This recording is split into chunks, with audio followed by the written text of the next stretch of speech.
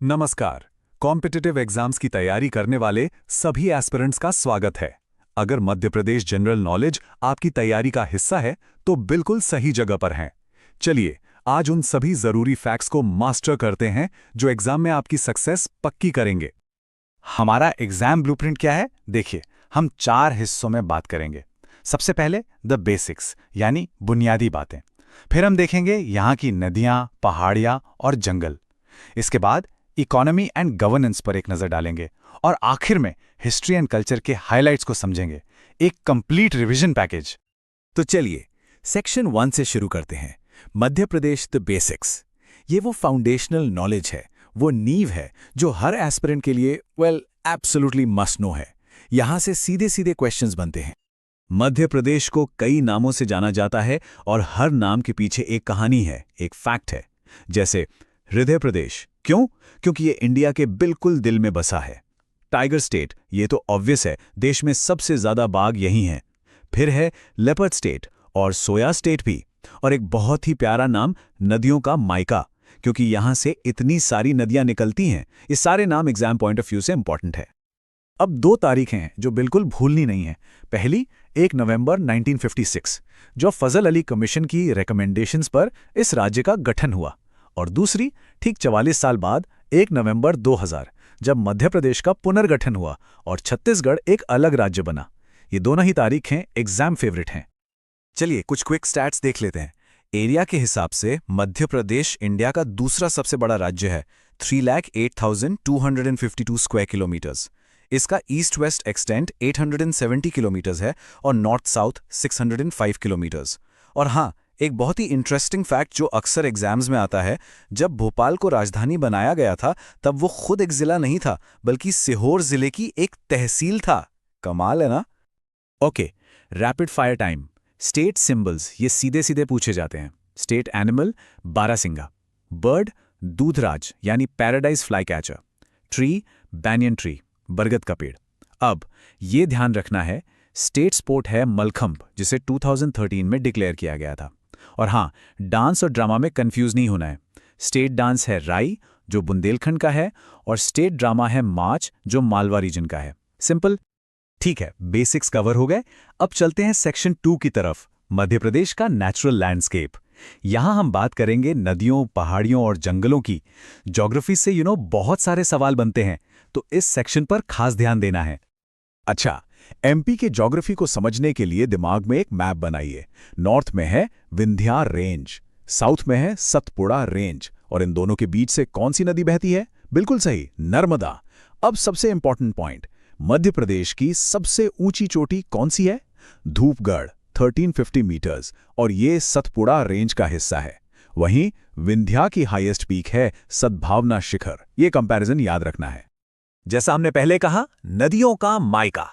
तो चलिए कुछ प्रमुख नदियों से मिलते हैं। नर्मदा, स्टेट की लाइफलाइन, अमरकंटक से निकलती है। चंबल, जो अपने बीहड़ों के लिए फेमस है, जानापाव हिल्स से निकलती है। सोन नदी, ये भी अमरकंटक से निकलती है और गंगा में मिल जाती है। और ताप्ती, जो बैतूल से निकलकर नर्मदा के पैरेलल बहती है। यहां सबसे इंटरेस्टिंग फैक्ट क्या है? नर्मदा और सोन दोनों का ओरिजिन अमरकंटक है, पर एक वेस्ट की तरफ बहती है और दूसरी नॉर्थ की तरफ। अमेजिंग। अब फॉरेस्ट की बात करें तो मध्य प्रदेश को इंडियाज ग्रीन लंग भी कह सकते हैं। क्यों? क्योंकि यहाँ देश का सबसे बड़ा फॉरेस्ट कवर है, टोटल एरिया का लगभग 25.14%। एग्जाम के लिए 2 जिले याद रखने हैं। सबसे ज्यादा फॉरेस्ट कवर वाला जिला है बालाघाट और सबसे कम फॉरेस्ट कवर वाला है उज्जैन। चलिए अब स्टेट के इंजन रूम में चलते हैं, इसकी इकोनॉमी और गवर्नेंस। सेक्शन 3 में हम उन फैक्ट्स एंड फिगर्स पे फोकस करेंगे जो एग्जाम्स में बार बार आते हैं। मिनरल्स के मामले में मध्य प्रदेश एक असली पावर हाउस है। सोचिए, रैंक 1 किस किस में? डायमंड, मैंगनीज और कॉपर, तीनों में देश में नंबर 1। और लोकेशंस, डायमंड के लिए पन्ना और मैंगनीज और कॉपर दोनों के लिए बालाघाट। ये मैच द फॉलोइंग में बहुत आता है। अब कुछ मेजर इंडस्ट्रियल हब्स देखते हैं जो अक्सर मैचिंग टाइप क्वेश्चंस का हिस्सा होते हैं।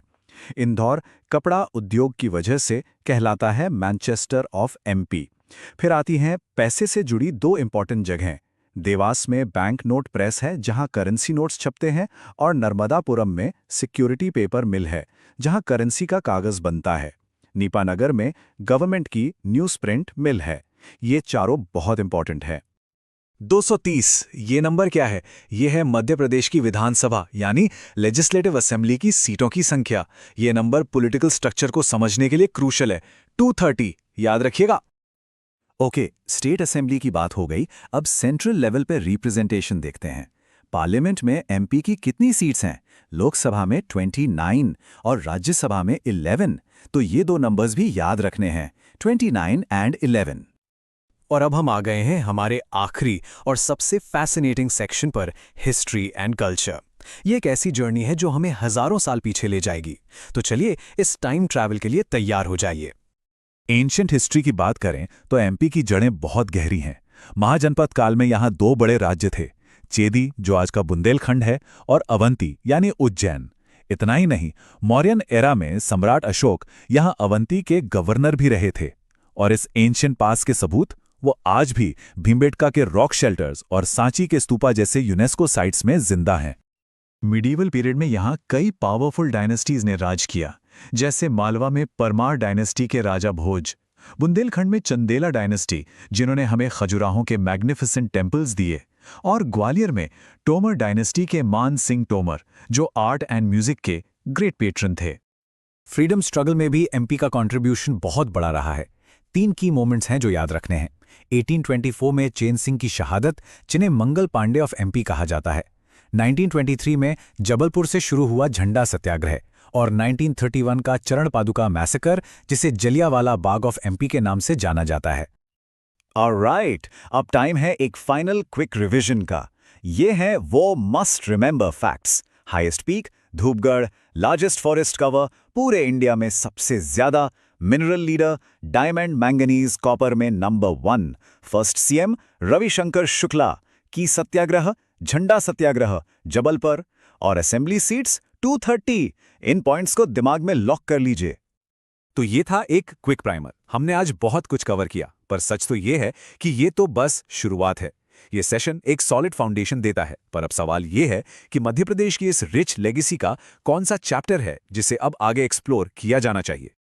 उम्मीद है कि इस सेशन से आपकी प्रिपरेशन को एक बूस्ट मिला होगा। बस अपनी मेहनत पर भरोसा रखिए।